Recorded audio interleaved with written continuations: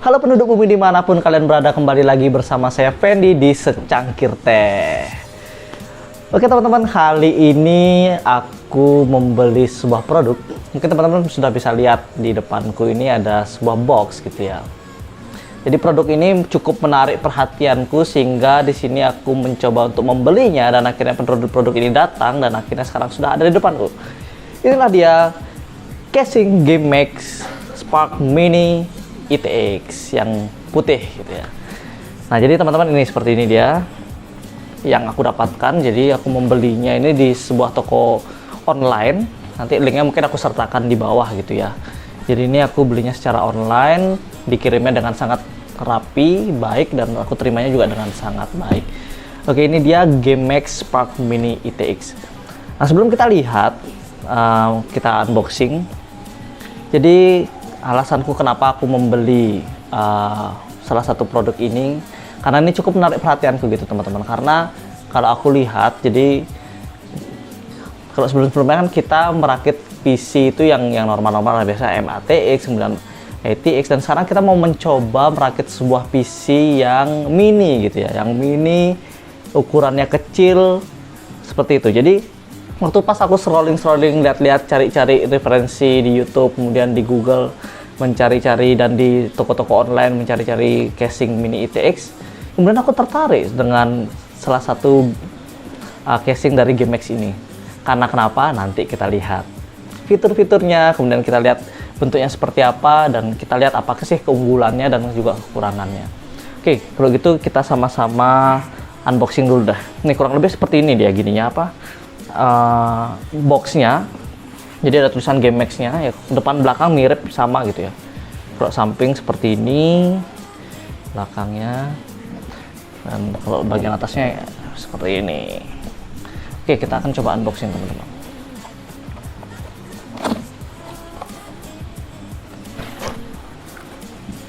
Oke, bagian dalamnya itu seperti ini kemasannya teman-teman. Jadi sudah cukup aman. Dia itu sudah ada ya busanya ya, gabusnya. Ya seperti membeli casing pada umumnya lah, seperti ini. Dan kita sekarang coba akan lihat seperti apa bentuknya.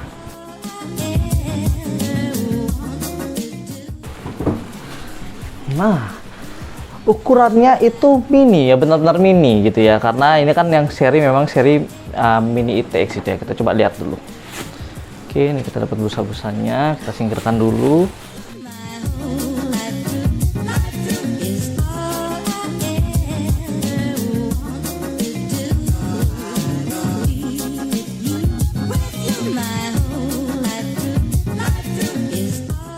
Wah, nyangkut dia. Oke. Oke, ini dia. Kita taruh dulu. GameMax Spark Mini ITX yang berwarna putih. Seperti ini tampilannya teman-teman. Jadi ketika aku mencari di Google, di YouTube, dan juga di salah satu toko online gitu ya, ini langsung menarik perhatianku ketika aku scrolling loh. Ini kok kayaknya keren banget gitu. Jadi ini didesainnya tuh seperti akuarium mungkin. Akuarium yang di belakang. Box kotaknya itu kecil, kemudian dia itu menariknya itu juga ada gini gangangnya, jadi bisa dibawa kemana-mana nih, kayak bawa koper gitu ya, bawa koper mini, kemudian atau bawa akuarium inilah di gini kemana-mana. Nah kita lihat dulu seperti apa tampilannya. Jadi di bagian sampingnya, yang untuk di bagian tempernya itu ada seperti ini kurang lebih tampilannya. Jadi ini sudah kaca gitu ya, tempered glass. Kemudian bagian depannya seperti ini teman-teman. Wah, tampilan depannya minimalis tapi elegan. Nah, seperti ini. Nanti kita lihat ada fitur-fitur apa aja. Kemudian bagian samping belakangnya seperti ini. Jadi ini tidak bisa dibuka gitu teman-teman ya. Jadi memang paten dia seperti ini. Dan bagian belakangnya seperti ini. Sekarang kita coba lihat di bagian dalamnya dulu ya. Nah ini untuk cara membukanya ini harus agak sedikit hati-hati teman-teman ya, karena ini dia itu nggak pakai baut, Kemudian dia juga bukan magnet, tapi dia di sini kalau teman-teman lihat di bagian belakangnya ini ada seperti apa istilahnya ya, tempat untuk kita buka sih. Jadi teman-teman harus pakai jari teman-teman buka. Sakit sih. Jadi harus agak dicongkel sedikit ya. Mungkin aku minta bantuan. Oke, gimana tuh? Nah, jadi harus dicongkel gitu. Jadi harus agak hati-hati. Jadi seperti ini. Nah, jadi tempered glassnya seperti ini teman-teman. Dia itu pakai seperti ini. Dia langsung masuk gitu ya. Jadi harus agak dicongkel sedikit sih. Kalau pakai jari sih masih, kalau kuat sih silahkan, tapi agak sedikit sakit. Jadi harus pakai seperti kunci atau lain sebagainya, obeng mungkin untuk mencongkel tempered glass ini. Jadi bukanya cuman seperti ini. Kita taruh dulu. Nah, untuk di bagian dalamnya, ini sebelum kita lihat di situs resminya ya seperti apa, ini baru tampil yang aku lihat aja dulu deh, aku mau kasih tahu ke teman-teman semua. Jadi tampilan seperti ini teman-teman. Dia minimalis, putih, dan kita mendapatkan buku panduan ya, buku panduan, pemasangan dan sebagainya. Kemudian, nah ini kalau di bagian depannya, ini ada tempat slot USB, ada USB 3, kemudian ada USB Type-C. Oh, keren ya. Ada USB Type-C-nya. Untuk kelas-kelas casing zaman sekarang tuh sudah ada Type-C-nya, tuh udah mantap sekali. Kemudian kita dapat bagian-bagian kabelnya gitu ya. Nah, ini kita seperti biasa kalau kita beli casing baru pasti kita mendapatkan set baut-bautnya dan juga kabel tisnya yang ukuran mini. Nah, kemudian ini seperti biasa untuk konektor ke power, kemudian reset nggak ada karena satu tombol aja dia. LED, power LED, kemudian harddisk LED-nya gitu ya. Ya standar lah ya. Kemudian nah di sini ada konektor untuk power supply. Jadi power supply-nya itu nanti dipasang di sana, kemudian konektornya dipasang di power supply. Jadi ke sini nanti kita colokkan gininya. Jadi dia tersambung gitu ya. Nah, kemudian ini ada untuk port USB 3-nya. Cuman segitu aja, nggak ada lagi kabel apa-apa lagi. Dan ini uniknya ya, ini ternyata jadi satu dia.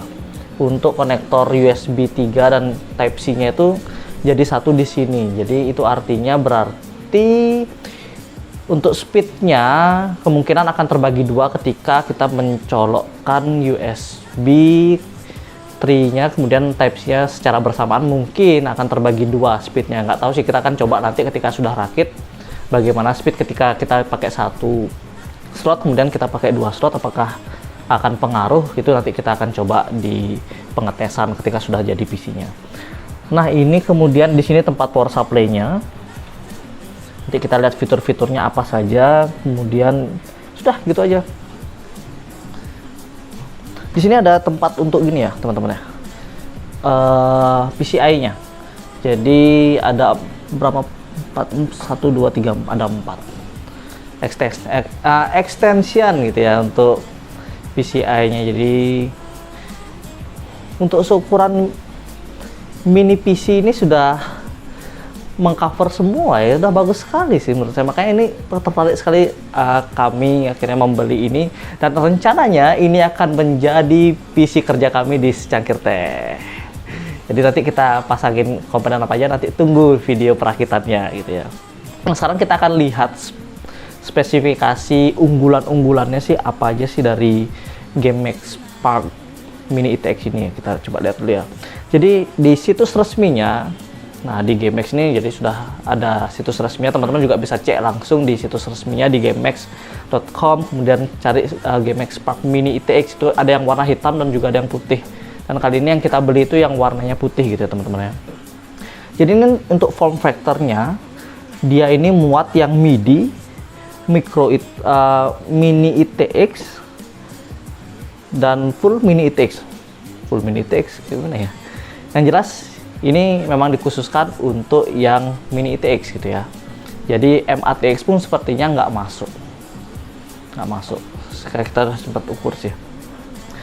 Di sini yang menarik teman-teman, casing ini biasanya kalau kita mau merakit casing mini ITX gitu ya, biasanya dia tuh pakai power supply yang kecil gitu ya, XSF gitu kalau nggak salah namanya.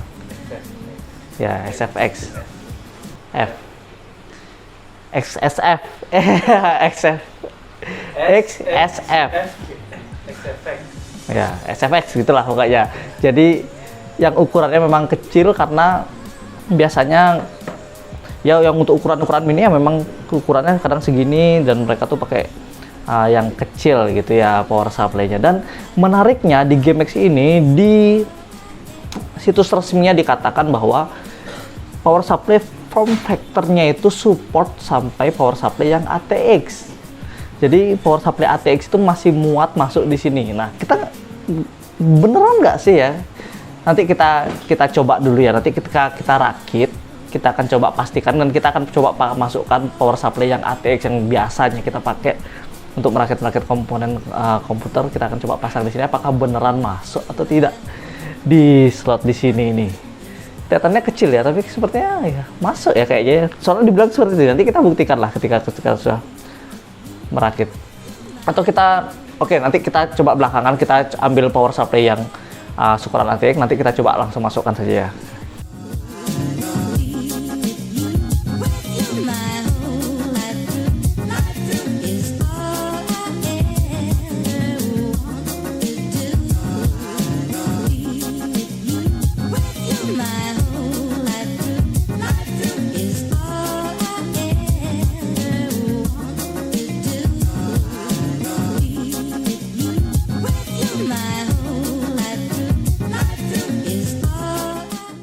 Oke, kita lihat gini berikutnya. Oke, untuk front panelnya katanya nih terbuat dari metal. Kemudian untuk top panel sama left panelnya itu udah terintegrated U-shape. Jadi ini udah jadi paten jadi satu gitu ya. Nggak bisa dibuka ataupun dibongkar, sudah paten. Kemudian yang di sebelah sininya di kanannya itu sudah tempered glass. Nah, kemudian ini mendukung apa saja gitu ya, port-portnya gitu ya. Di sini dikatakan kalau hard disk berukuran 3,5 itu tidak bisa. Nggak tahu mau ditaruh di mana atau lebih tepatnya, karena ya seukuran mini ITX apapun itu nggak akan muat sih hard disk 3,5. Kemudian untuk SSD 2,5 itu bisa 2 katanya. SSD atau hard disk 2,5 itu muat 2. Wow, di mana ditaruhnya ya? Nanti kita coba, ketika kita ngerakit kita akan coba tes dan lihat di mana sih tempatnya. Sepertinya di sini gitu teman-teman. Sepertinya di sini muat, ada tempat untuk pasangnya gitu ya. SSD yang 2,5 ada bisa 2. Kemudian tombol ada 1 di sini, buttonnya untuk power. Kemudian port USB 3.0 itu ada 1. Kemudian Type C-nya ada 1. Nah, di sini audio nggak ada. Untuk audio bawaan dari casingnya tidak ada. Jadi kita mengandalkan audio bawaan dari motherboard nanti. Kemudian untuk fan, nah ini yang penting biasanya kalau di rakitan PC mini ITX itu biasanya dia itu apa ya? Untuk fan-nya itu agak susah gitu ya. Karena pasti untuk sirkulasi itu penting sekali si fan, tapi untuk ini, nah di sini dikatakan untuk di bagian belakang di sini, ini support fan yang ukuran 8 cm atau 9 cm. Nah ini dia, jadi sudah ada tempatnya, dan kita sudah membelinya juga langsung ketika kita beli casing ini, karena kita kebanyakan punya yang 12 cm, jadi kita langsung beli aja yang ukuran ya 9 cm, 8 cm seperti ini. Ini warnanya biru gitu ya, biar ada warna-warninya juga sih. Jadi kita pasang nanti. Nah ini sudah pas sih di sini ya, ukurannya segitu. Jadi untuk ukuran 12 cm dia nggak bisa di belakang. Tapi di bagian bawah, nah teman-teman kalau bisa lihat nanti di bagian bawah sini, ini masih ada tempat, masih ada slot, dan di sini dikatakan untuk di bawah, bottom gitu ya, di bawah bisa dipasang 2 fan ukuran 12 cm. bisa dibawa. Nah, jadi untuk istilahnya sirkulasi udaranya sudah cukup sih ya. Walaupun memang untuk merakit sebuah PC mini ITX itu pasti resikonya itu di suhu udaranya itu yang panas. Tapi ini sudah bisa ditaruh fan sih, harusnya bisa meredam sedikit panas yang ada di dalam casingnya. Kemudian apalagi ya untuk gininya, oh untuk ukurannya. Untuk ukurannya sendiri, casing ini berukuran lebarnya itu 33,5 cm lebarnya ya, lebar 33,5 cm. Kemudian tingginya itu 26 cm. Ini 26 cm teman-teman. Kemudian apa ya? Lebar di sini ya, lebar sampingnya ini cuma 16,5 cm. Jadi sudah mulai kebayang, teman-teman silahkan ambil penggaris atau meterannya untuk mengukur kira-kira seberapa besarnya tuh. Ini aku bilang kecil sih kecil ya, tapi nggak terlalu ya, pokoknya seukuran koper lah, koper mini banget.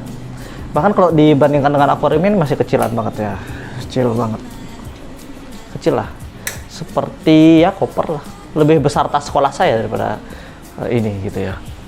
Jadi ini dia. Kemudian untuk VGA, nah ini diklaim bisa support VGA yang panjangnya up to 30 cm.